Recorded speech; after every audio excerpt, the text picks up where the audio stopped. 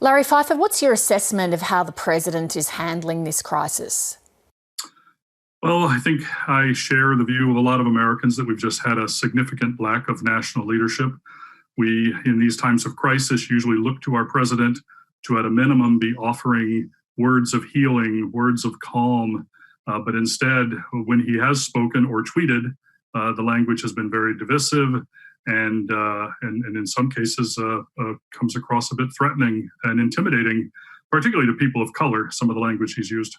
Is it an exaggeration or not to say that some of what we're seeing resembles a police state? Well, that's the concern that I have. I'm a man who spent 32 years in the U.S. intelligence community, spending most of my time looking outside of the country at targets of concern. And the kinds of behaviors that I used to see in people like Saddam Hussein or Bashar al-Assad, it's not too much of an exaggeration to say that we're beginning to see some of that kind of language coming out of our president. And as we all know, as we Americans and Australians share, democracy is something we value, but we fool ourselves if we think that that it is ironclad. A guy I work for, General Michael Hayden, talks about the veneer of civilization being very thin, and I think we have to work hard to preserve those democratic institutions and democratic principles. That's so profoundly disturbing to hear you draw a parallel to despots like Saddam Hussein and Bashar al-Assad when we are talking about the United States of America. Correct. And I'd like to believe that we will never, ever get to that level of autocracy. But these autocratic tendencies that this president seems to be favoring are of concern.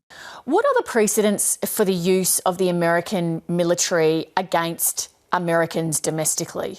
It's something that's been very rarely done in our republic's history, but it was done as recently as 1992 during the LA riots.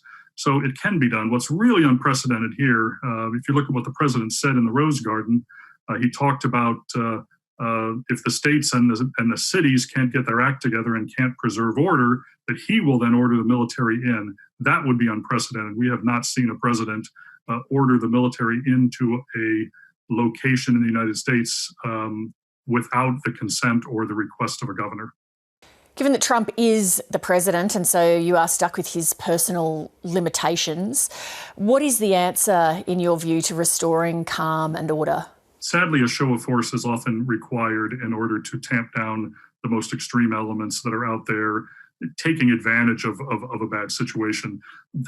So that use of force in bringing order to a city is something that's not unusual, but that is usually paired with some kind of social program or some kind of effort to attack the root of the problem. And in this case here, the root of the problem is police brutality against people of color that clearly is not getting resolved in our history.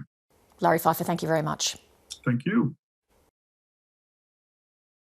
Hi, I'm Lee Sales. Thanks for watching this story. If you'd like to watch more of 730's stories, they are on the left of your screen. And tap on the button below to subscribe and get the latest from ABC News.